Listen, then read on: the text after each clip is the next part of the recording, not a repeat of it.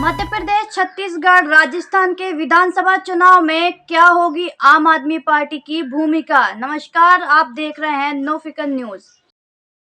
मध्य प्रदेश, छत्तीसगढ़, राजस्थान, तेलंगाना और मिजोरम में विधानसभा चुनाव का ऐलान चुनाव आयोग ने 3 दिन पहले कर दिया था। पांचों राज्यों में 7, 17, 23 और 30 नवंबर को नए विधानसभा गठन करने के लिए वोट डाले जाएंगे। सियासी दलों द्वारा चुनावी जीत हासिल करने के मोर्चेबंदी को अंतिम रूप देने का काम अंतिम चरण में है। मध्य प्रदेश, छत्तीसगढ़ और राजस्थान में मुख्य मुकाबला भाजपा कांग्रेस के बीच है, तो तेलंगाना और मिजोरम में भारत राष्ट्र समिति, बीजेपी और कांग्रेस सहित अन्य पार्टियों के बीच सीधा मुकाबला है। जहां तक आम आदमी पार्टी की बात है तो इसके शीर्ष नेताओं का दावा है कि 3 राज्यों यानी मध्य प्रदेश, छत्तीसगढ़ और राजस्थान में पार्टी पूरे दमखम के साथ चुनाव लड़ेगी। अन्य राज्यों में गठबंधन के आधार पर चुनाव लड़ेगी। आम आदमी पार्टी के राष्ट्रीय संयोजक और दिल्ली के मुख्यमंत्री अरविंद केजरीवाल सहित पार्टी के टॉप नेता लगातार हिंदी भाषी 3 प्रमुख राज्यों में चुनाव लड़ रहे हैं।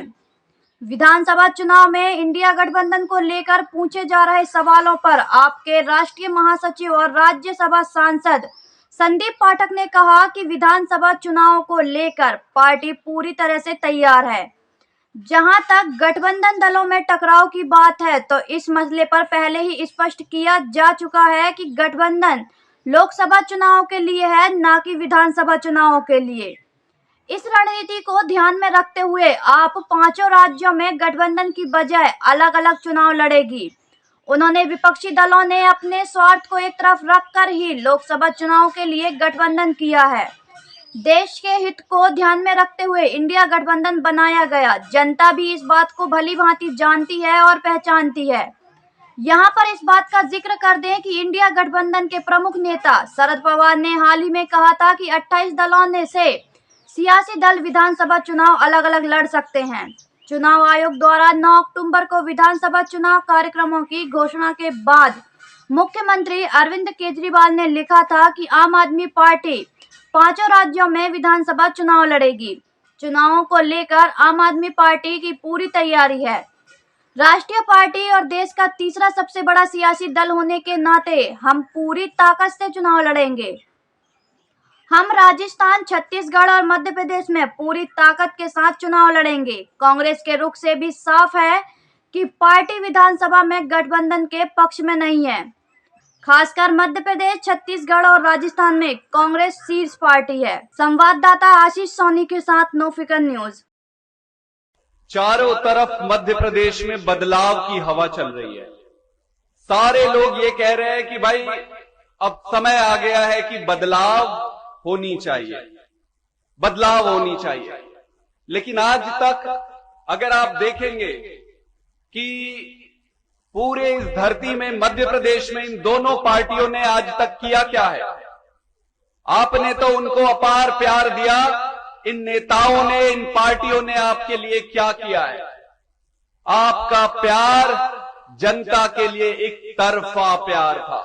आपने तो प्यार दिया, आपने मान दिया, आपने सम्मान दिया, आपने एमएलए बनाया, आपने उनको एमपी बनाया, आपने उनको मुख्यमंत्री तक बनाया। प्रश्न ये है कि इन नेताओं ने आपको क्या दिया है? आप किसी से भी पूछो, इन नेताओं ने सिर्फ एक चीज दिया है आपको। आप जानते हैं क्या दिया है आपको?